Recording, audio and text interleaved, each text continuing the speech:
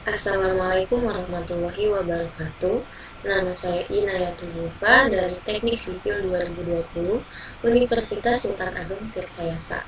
Pada kesempatan kali ini saya akan membahas tentang kinetika kimia.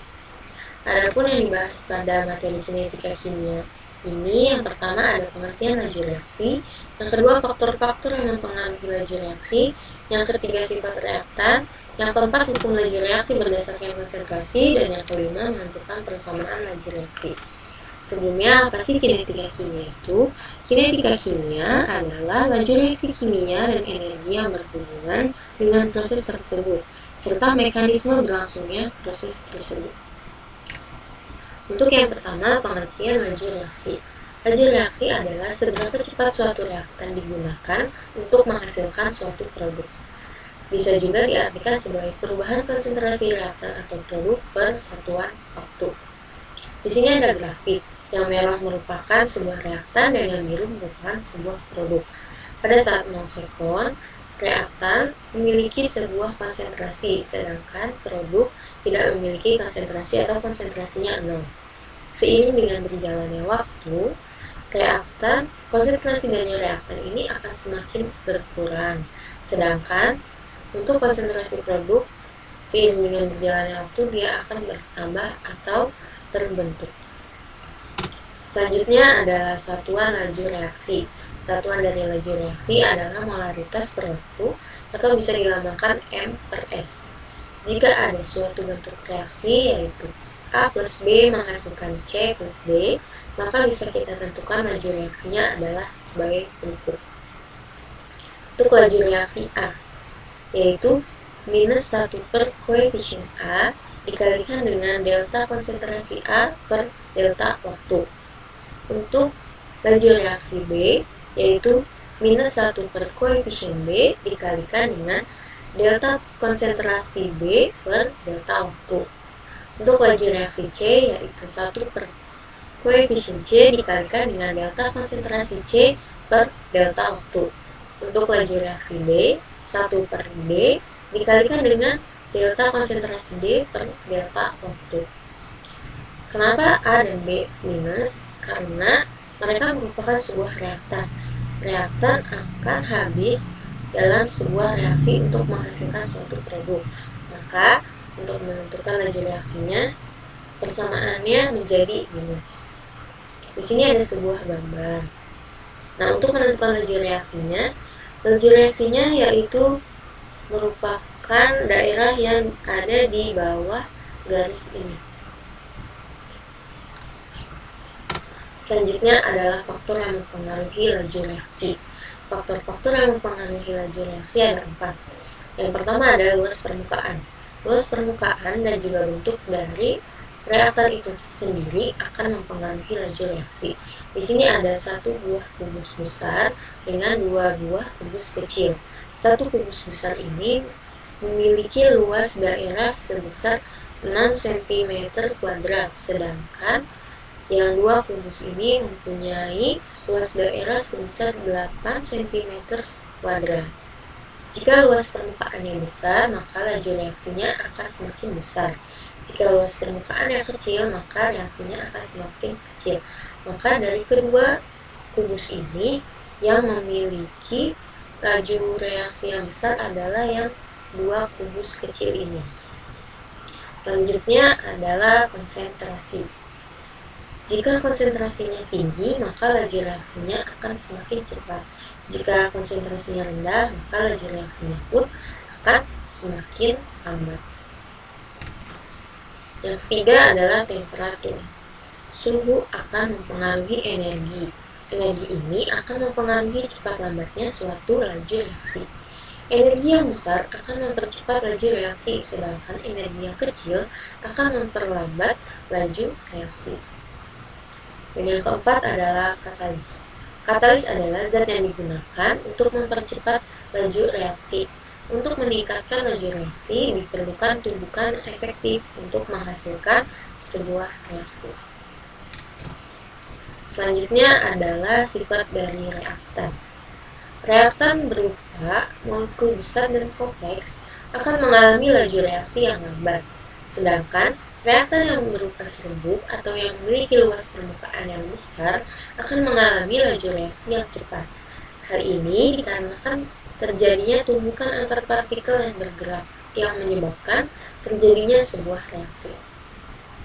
Di sini ada contoh, yaitu fosfor putih akan menyala jika terpapar oksigen, sedangkan fosfor merah tidak akan menyala jika terpapar oksigen untuk waktu yang lama tanpa reaksi yang nyata. Selanjutnya adalah hukum laju reaksi berdasarkan konsentrasi. Hukum laju reaksi menyatakan hubungan antara laju reaksi terhadap konsentrasi zat-zat reaksi.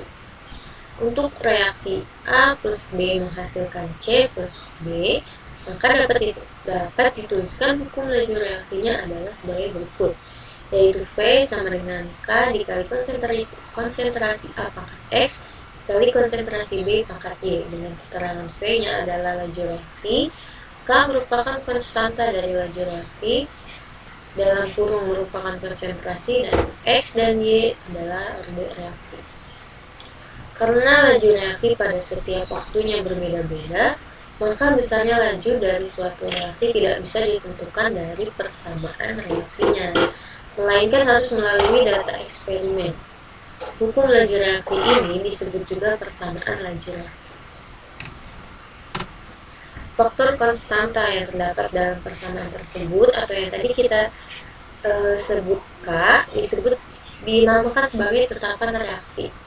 Harga konstanta ini tetap untuk suatu reaksi dan hanya dipengaruhi oleh suhu dan katalis. Sedangkan pangkat yang terdapat dalam persamaan laju reaksi, yaitu X dan Y, merupakan sebuah orde reaksi menunjukkan seberapa besar ketergantungan laju suatu reaksi terhadap konsentrasi reaktan.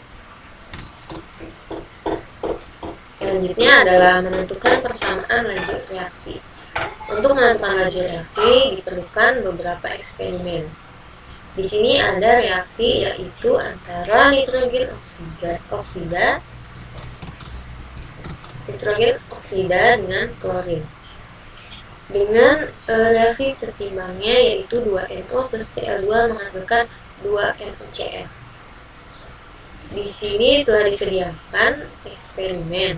Pada eksperimen yang pertama, konsentrasi A yaitu 0,01, konsentrasi B atau klorin 0,01 dengan laju awal reaksi yaitu 1,2 kali 10 pangkat minus 4. Untuk eksperimen yang kedua, konsentrasi NO atau nitrogen oksida yaitu 0,01, sedangkan konsentrasi dari klorin yaitu 0,02 dengan laju reaksi awal 2,4 kali 10 pangkat minus 4. Untuk eksperimen yang ketiga, konsentrasi NO atau nitrogen oksida yaitu 0,02 dan konsentrasi dari klorin 0,02 dengan laju reaksi awal yaitu 9,6 kali 10 pangkat minus 4.